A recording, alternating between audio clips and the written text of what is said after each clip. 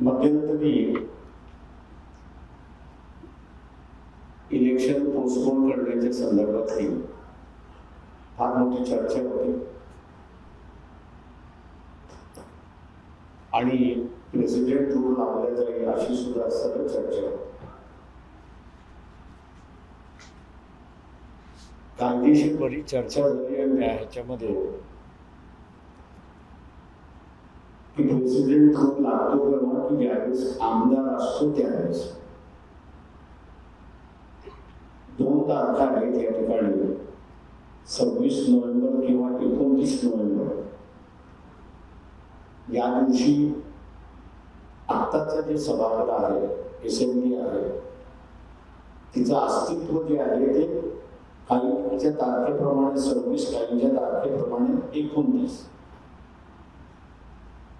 ही शेवटची तारीख आहे आणि त्या दिवशी हे सभागृह डिझॉल्व्ह होतं.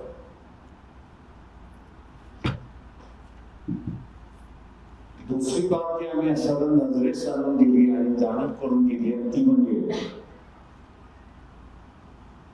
सभागृह हे असं कंटिन्युअस आहे. सभागृह कधी डिझॉल्व्ह होत नाही. पण आमदार जे येतात ते असं फिक्स टेन्युअरचा असतं. त्यांचा पिरियड जो आहे तो ठरलेला आहे, तो 5 वर्षाचा आहे आणि ते सभागृह कंटिन्युअस आहे हे दाखवायचं असेल तर मग 1 दिवस अगोदर एखाद्या तरी आमदाराने तिथे असं शपथविधी घेतला पाहिजे. आता एखाद्या आमदाराने शपथविधी घ्यायचा म्हटला तर मग तो आमदार निवडून आला पाहिजे. तो आमदार निवडून आणायचा असेल तर निवडणुका घेतल्या पाहिजे. लोकांनी त्यांना असताना निवडून त्या ठिकाणी दिलं पाहिजे तरच नवीन सभागृह होऊ शकतं, नाहीतर नवीन सभागृह होणार नाही. संविधानामध्ये कुठेही प्रावधान नाही की सभागृहामध्ये खंड पडला तर त्याला जुळवण्याचा असणारा मार्ग नाही की मागच्या सभागृहाने जे काही कामकाज केलेले आहेत, कायदे मंजूर केलेले आहेत, ते मंजूर केलेले कायदे सभागृह कंटिन्युअस असल्यामुळे ते लागू होतात. पण सभागृह तुम्ही असं खंडित केलं तर जुने कायदे लागू होणार नाही, नव्याने तुम्हाला असणारे कायदे करावे लागतील अशी असणारी परिस्थिती आहे. आणि त्यामुळे माझ्या अंदाजानं जे काही वादे वाहत होते की प्रेसिडेंट रूल लावावा, नोव्हेंबर जानेवारी नंतरच्या दरम्यान इलेक्शन घ्याव्या, त्या सगळ्या चर्चा थांबल्या असं मी त्या ठिकाणी मानतोय. ऑक्टोबर 12 तारखेपर्यंत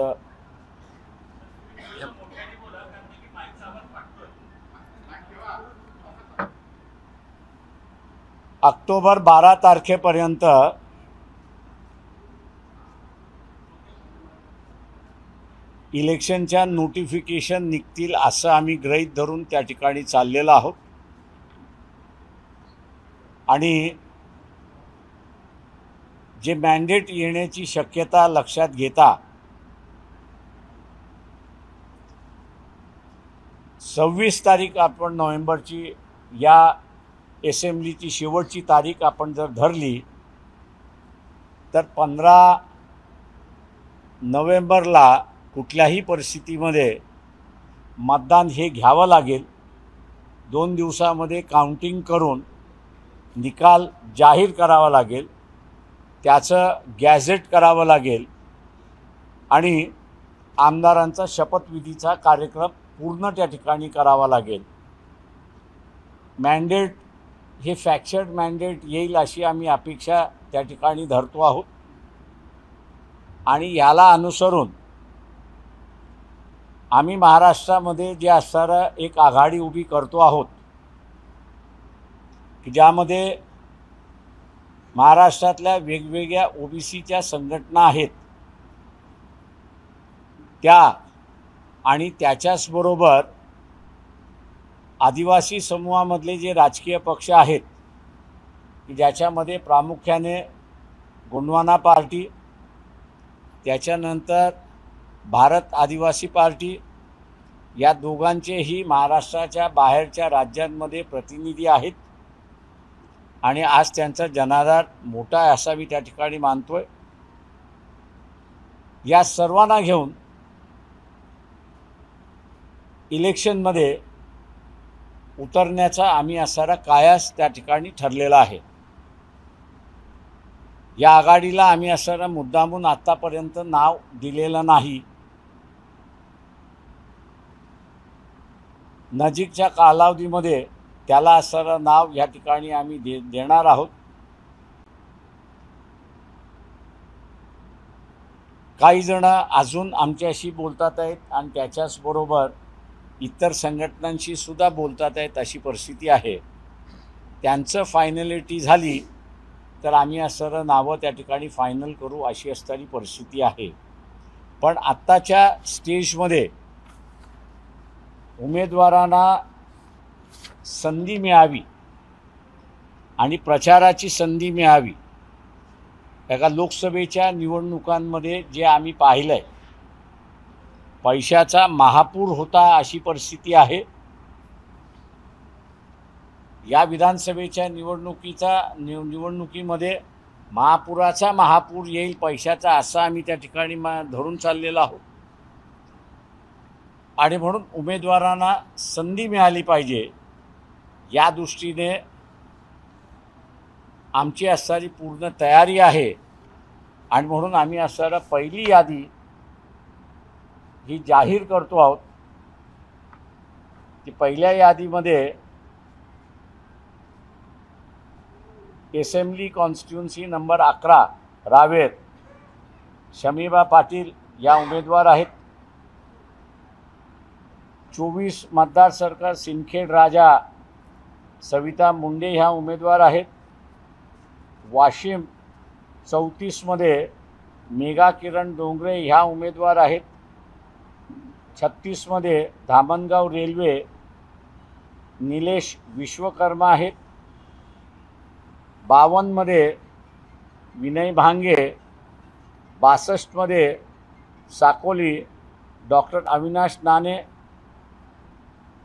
87 नांदेड साऊथ फारुख अहमद, 88 लोहा शिवा नरांगळे, 109 औरंगाबाद ईस्ट विकास रावसाहेब दांडगे, 222 शेवगाव किसन चव्हाण आणि 286 खानापूर संग्राम कृष्णा माने ही पहिली यादी आम्ही त्या ठिकाणी जाहीर करतो।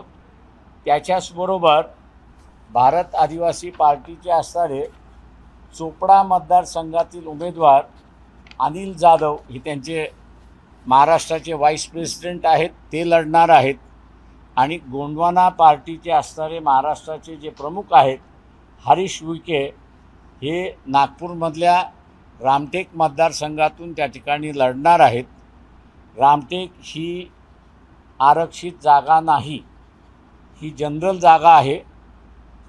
आत्तापर्यंत जी मानसिकता महाराष्ट्रामध्ये इतर पॉलिटिकल पार्टीजनी केली होती की आदिवासीने फक्त असणारा आदिवासी मतदारसंघामध्येच लढलं पाहिजे, ती मानसिकता आम्ही ह्या निवडणुकीमध्ये तोडतो आहोत आणि आदिवासी कॅन्डिडेट हा जनरल मतदारसंघामध्ये सुद्धा उभा राहील त्याची असणारी सुरुवात आम्ही असणारा या ठिकाणी केलेली आहे। जॉईंट जाहीरनामा आणि वंचित बहुजन आघाडीचा जाहीरनामा हा आम्ही लवकरच त्या ठिकाणी इलेक्शनच्या अगोदरच म्हणजे नोटिफिकेशनच्या अगोदरच आम्ही असणारा प्रसिद्धी त्या ठिकाणी करणार आहोत। आमचा हेतू हा आहे की आज राजकारण जे आहे ते दोन मुद्द्यांच्या अवतीभोवती फिरते। एक आरक्षणाच्या अवतीभोवती फिरते, मग ते मराठा ओबीसी आरक्षणाच्या संदर्भात फिरते आणि दुसऱ्या बाजूस SC STच्या क्रीमी लेअर आणि वर्गीकरण याच्या अवतीभोवती फिरते अशी असणारी परिस्थिती आहे. दुसऱ्या बाजूस एक धार्मिक राजकारण सुद्धा उभं करण्याची परिस्थिती निर्माण झालेली आहे. आणि ती म्हणजे की मशिदींना टार्गेट केल्या जाते. सुप्रीम कोर्टाचा निर्णय मध्यंतरी आला आणि सगळ्या राज्याकडून हमी घेण्यात आली की ड्यू प्रोसेस ऑफ लॉ म्हणजे कायदेशीररित्याने तुम्ही मस्जिद पाडायची की न पाडायचा हा निर्णय त्या ठिकाणी घेतला जाईल. हे आश्वासन दिल्यानंतरही कोर्टाला सुप्रीम कोर्टाला दिल्यानंतरही आपण बघत असाल की नोटिसावरती नोटिसा बजावल्या जात आहेत आणि नोटिसावरती नोटिसा बजावून आम्ही तुमचं मस्जिद पाडायला येतो आहोत, या दिवशी आम्ही पाडणार आणि तिथला माहोल पूर्णपणे धार्मिकतेचा करण्याचा प्रयत्न त्या ठिकाणी चाललेला आहे. म्हणजे मुसलमानाकडे, हिंदूंकडे अशा रीतीची असणारी जी राजकीय भूमी चाललेली आहे आणि करण्याचा प्रयत्न चाललेला आहे, त्या ह्याच्यामध्ये नव्या परिस्थितीमध्ये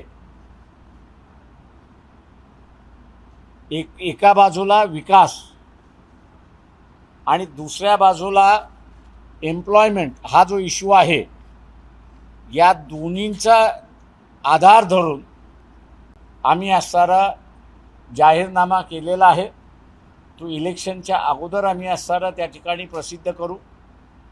हेतू हा आहे की त्या जाहीरनाम्यावरती किंवा विकास आणि एम्प्लॉयमेंट हे जे दोन मुद्दे आहेत याच्यावरती लोकांनी चर्चा केली पाहिजे. आरक्षण आणि धार्मिकता हा जो चाललेला आहे, या विषयातून बाहेर पडून पुढची 5 वर्ष हे विकास आणि एम्प्लॉयमेंट या दृष्टिकोनातून झाली पाहिजेत, याला अनुसरून आम्ही असणारं त्या ठिकाणी करतो. मी जी यादी वाचलेली आहे त्या यादीमध्ये आमच्यावर आरोप होत असतो, पण तो आरोप जरी होत असला तरी पुन्हा मी असणारं रिपीट करतोय की आम्ही त्या यादीमध्ये उमेदवार वेगवेगळ्या समूहाचे आहेत. लोकशाहीचं उमेदवारीच्या माध्यमातून सामाजिकरण, सोशलायझेशन जे आहे ते आम्ही असणारं या ठिकाणी करतो आहोत. हेतू आहे की जे एक जातीय राजकारण आलेलं आहे, ते काँग्रेसचं असेल, राष्ट्रवादीचा असेल, ते दोन्ही सेनेचा असेल, भारतीय जनता पक्षाचा असेल, की जे एक जातीय राजकारण आलेलं आहे, या एक जातीय राजकारण म्हणजे मराठा सुद्धा गरीब मराठा नाही, पण निजामी मराठा ज्याला मी म्हणतो त्याला असणारं उमेदवारी देऊन सत्ता कैद करण्याचं चाललेलं आहे. तो तोडण्याचा आमचा असणारा भाग ह्या ठिकाणी चालला आहे. त्याच्यामुळे उमेदवारी जी देण्यात आलेली आहे ती लेवा पाटील समाजाला देण्यात आली आहे, वंजारी समाजाला देण्यात आलेली आहे, बौद्ध त्याला देण्यात आलेली आहे, लोहार समाज जो आहे त्याला उमेदवारी देण्यात आलेली आहे, दिवर समाज जो आहे त्याला देण्यात आलेली आहे, मुस्लिम समाज जो आहे, लिंगायत आहे, मराठा आहे, पारधी आहे आणि वडार आहे, या समूहांना आम्ही असणारं उमेदवारी त्या ठिकाणी दिलेली आहे. आम्ही उमेदवारीच्या माध्यमातून लोकशाही तळागाळापर्यंत पोचली पाहिजे, गेली पाहिजे आणि लोकशाहीचं मोनॉपली होता कामा नये, हे आम्ही ह्या ठिकाणी पाहतो आहोत. माझं निवेदन संपलं. आपल्याला आता विचारायचं असेल आपण विचारा.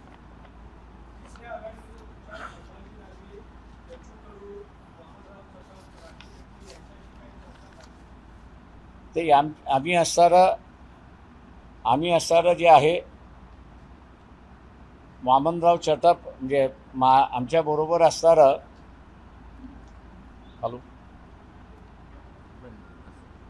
राजू शेट्टी यांची असणारी जी चर्चा झाली मी आपल्यासमोर या ठिकाणी मांडतो. राजू शेट्टीनं आम्ही असताना सांगितलं वामनराव चटप ही व्यक्ती आहे आणि त्याच्याचबरोबर गोंडवाना पार्टी ही असणारा पार्टी आहे. वामनराव चटप हे राजुरा मतदारसंघातून लढतात आणि गोंडवाना पार्टी ही सुद्धा राजुरा मतदारसंघातून लढते. मागच्या वेळेस गोंडवाना पार्टीच्या उमेदवाराला 42,000 मतं त्या ठिकाणी मिळालेली आहेत. त्यामुळे जर व्यक्ती म्हणून असणारा वामनराव चटप हे दुसरा मतदारसंघ लढवणार असतील तर त्यांचं कन्सिडरेशन आम्हाला त्या ठिकाणी करता येईल. पण ते राजुरा मतदारसंघ जर लावून धरणार असतील तर आम्हाला एकोमोडेट करता येणार नाही, याचं आम्ही असणारं त्या ठिकाणी केलेलं आहे. आणि म्हणून राजू शेट्टी यांना आम्ही असणारं सजेशन त्या ठिकाणी दिलं होतं की आपण महाराष्ट्राच्या पातळीवरती बोलण्याऐवजी रिजनल पार्टीवरती आपण असणारं बोललो.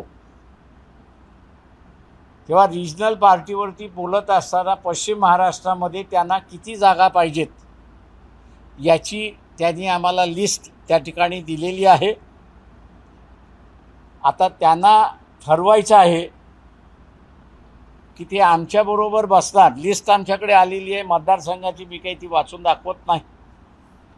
त्यांना आता ठरवायचं आहे की त्या ज्या आघाडीबरोबर बसणार आहेत त्याच्यातून शिरोळ मतदारसंघामध्ये त्याला बेनिफिट होणार आहे की वंचितबरोबर बसल्यानंतर त्यांना शिरोळ मतदारसंघामध्ये बेनिफिट होणार आहे, याचा निर्णय त्यांनी असताना करायचा आहे.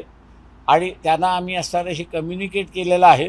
ते लवकरच आम्हाला कम्युनिकेट करतील अशी अपेक्षा आहे. ते बच्चू कडूबरोबर आमच्या असताना जमू शकत नाही आहे, त्याच्यामुळे तेही आम्ही त्यांना कम्युनिकेट केलं. आणि म्हणून रिजन वाईज तुम्ही बसलात तर अधिक चांगलं आहे असं मी त्या ठिकाणी म्हणालो. कारण का यांच्या आघाडीमध्ये तुपकर नाही आहेत अशी परिस्थिती आहे. त्याच्यामुळे ती आघाडी शेतकरी संघटना म्हणून पूर्ण आहे असं मी त्या ठिकाणी मानत नाही.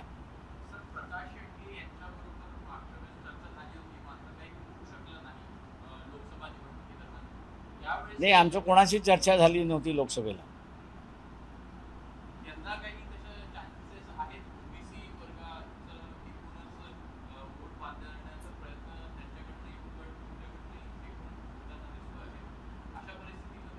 आम्हाला अजून कोणाचा प्रस्ताव आलेला नाही. जिल्ह्यातल्या ज्या ओबीसी संघटना आहेत त्या सगळ्या आमच्या असणाऱ्या संपर्कात नुसत्या नाही आहेत, तर त्या ठिकाणी प्रत्येक जिल्ह्यामध्ये त्यांचा सहभाग हा निवडणुकीच्या प्रक्रियेमधला आहे.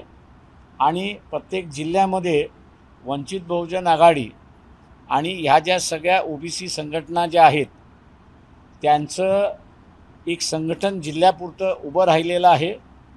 आणि सिलेक्शन ऑफ कॅन्डिडेटपासून ते कॅम्पेनिंगपर्यंत ही जिल्हा कमिट्या ठरवणार आहेत अशी परिस्थिती आहे.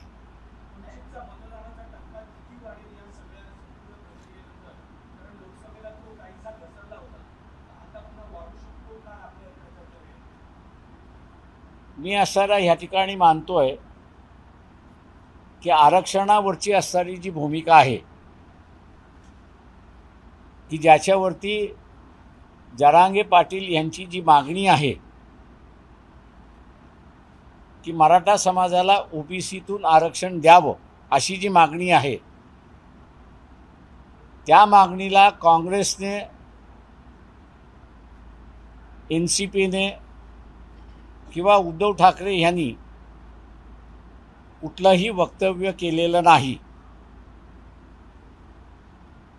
आणि त्यामुळे ओबीसीनं असं वाटतंय की लोकसभेमध्ये ओबीसीला उमेदवारी मिळाली नाही या तिन्ही पक्षांकडून. जी काही उमेदवारी मिळाली ती सगळी असणारा श्रीमंत निजामशाही मराठ्यांना त्या ठिकाणी मिळाली, ती आपल्याला यांच्याकडून मिळणार नाही. आणि म्हणून त्यांचा जो निर्णय असा होतोय की आरक्षणवादी जे पक्ष आहेत त्या आरक्षणवादी पक्षाबरोबर आपण राहिलं पाहिजे, हा निर्णय व्हायला लागलेला. त्याच्यामुळे किती टक्केवारी वाढेल किती वाढणार नाही हे आज काही सांगता येत नाही.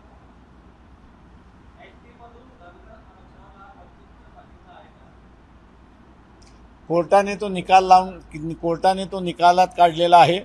त्याच्यामुळे कोर्टाचा निर्णय हा सगळ्यांना बंधनकारक आहे, अनलेस त्याच्यामध्ये नवीन बदल होणार असेल तर.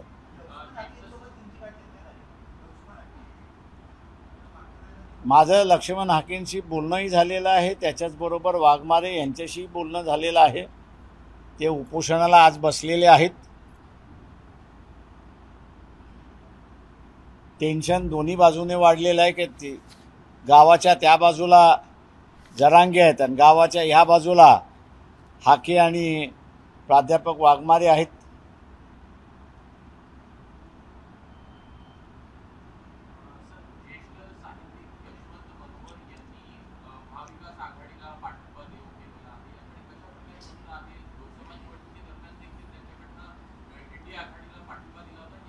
मी असं जे सामान्य माणसाचं किंवा आरक्षणवादी जो आहे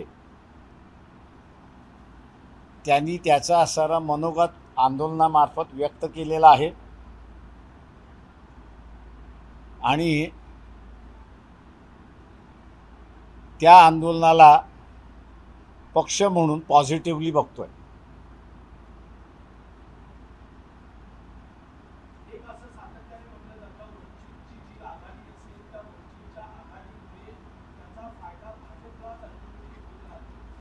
माझं म्हणणं आहे काँग्रेसने आणि एनसीपीने इलेक्शन लढू नये. कशासाठी लढतात आहेत? त्यांना जर आपटणार असतील तर त्यांनी इलेक्शन लढू नये. त्यांचा पक्ष त्यांनी गुंडाळून ठेवावा.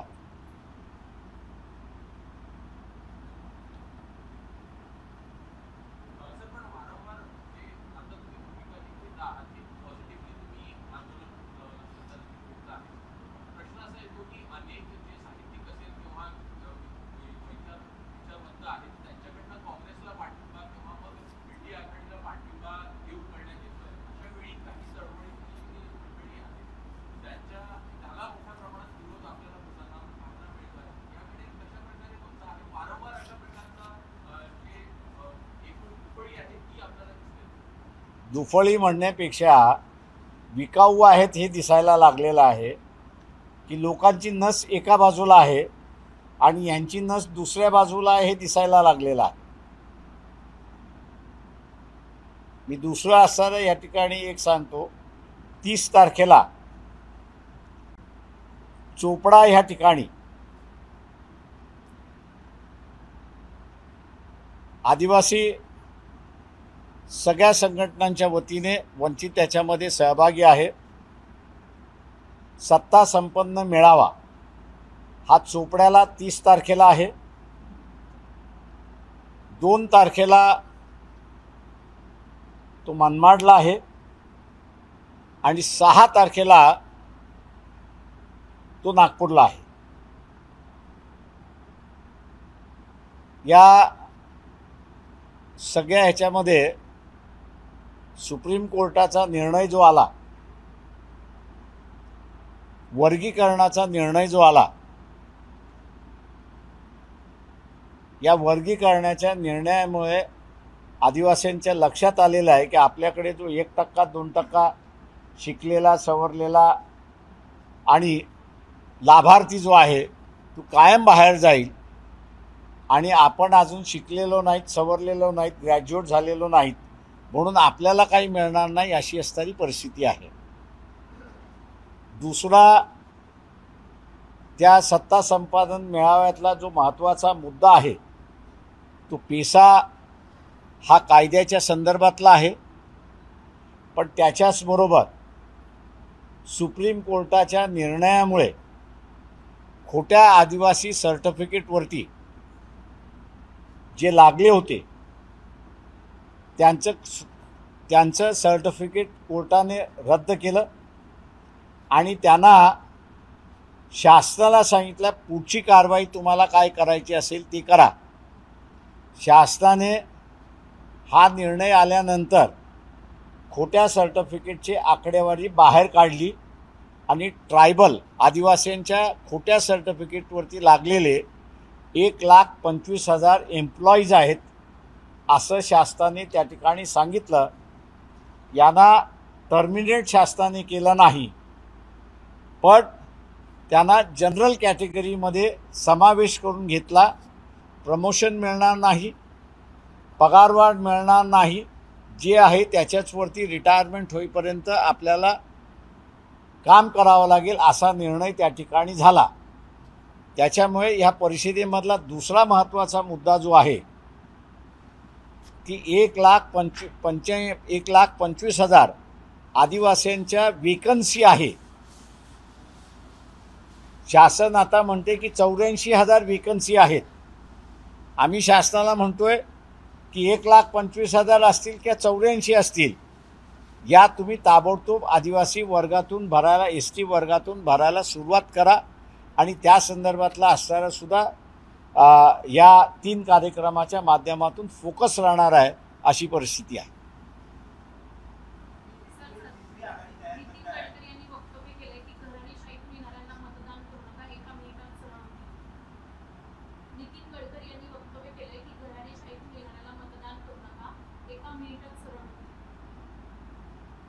त्यांनी केलेलं विधान बरोबर आहे, पण त्याच्या पक्षाला लागू करायला सांगा ना. स्वतःच्या उपदेश देण्यापेक्षा स्वतःच्या पक्षामध्ये तो लागू करा ना.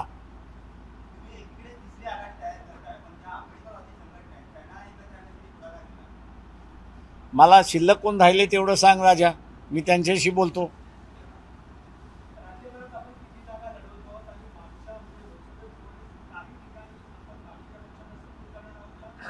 यावेळेस असे त्याही वेळेस काँग्रेस पक्ष, आता मी नावं घेत नाही त्याच्यामध्ये,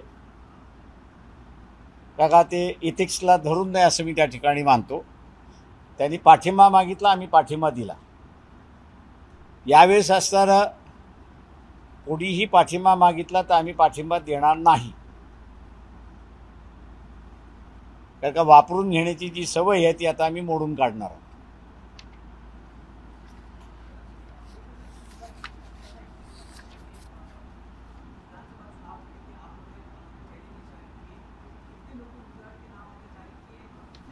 हम लोग अभी जो है 11 नाम मैंने अनाउंस कर किए हैं, और उसके साथ साथ जो हमारे साथी जो है उनके 2 जनों के नाम मैंने, 2 चोपड़ा जो है सुनील जाधव करके है, और रामटेक में जो है हरीश उके गोंडवाना पार्टी के है, ये भारत आदिवासी पार्टी के है. तो ऐसे मिलके करीब मेरे ख्याल से 13 उम्मीदवार जो है जिसके नाम जो है वो हम लोग ने फाइनल कर चुके हैं, और वो इलेक्शन लड़ेंगे. उनकी पहली यादी है, बाद में जो है हम लोग लिस्ट पब्लिश करते रहेंगे. तो जैसे जैसे तय होगा वैसे वैसे आपको इत्तला किया जाएगा.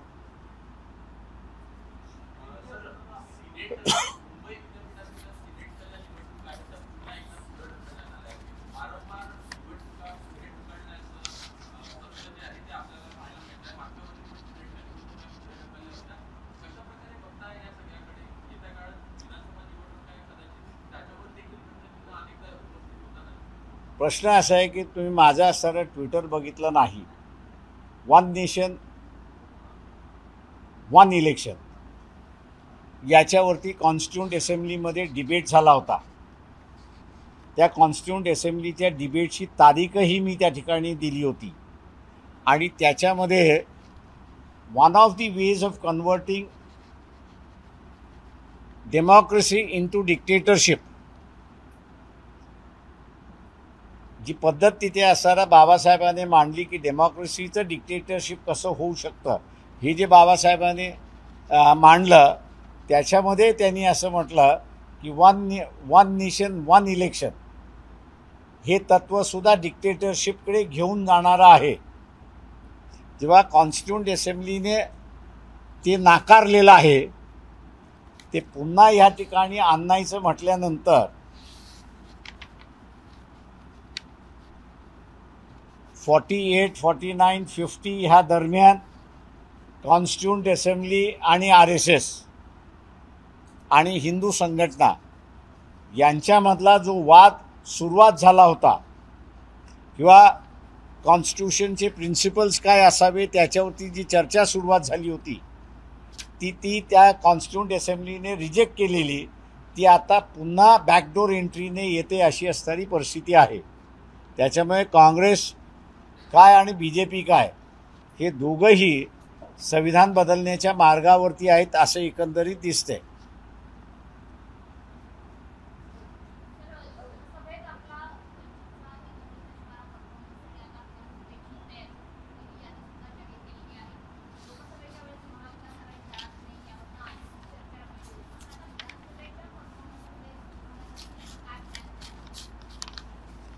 जागा जिंकायचा प्लॅन आहे आमचा यावेळेस. आता ती जागा जिंकायच्या प्लॅनची स्ट्रॅटेजी मी पब्लिकली नाही जाहीर करू शकत.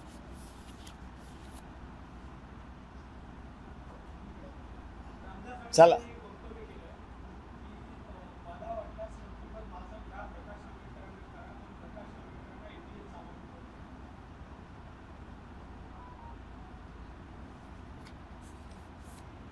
धन्यवाद.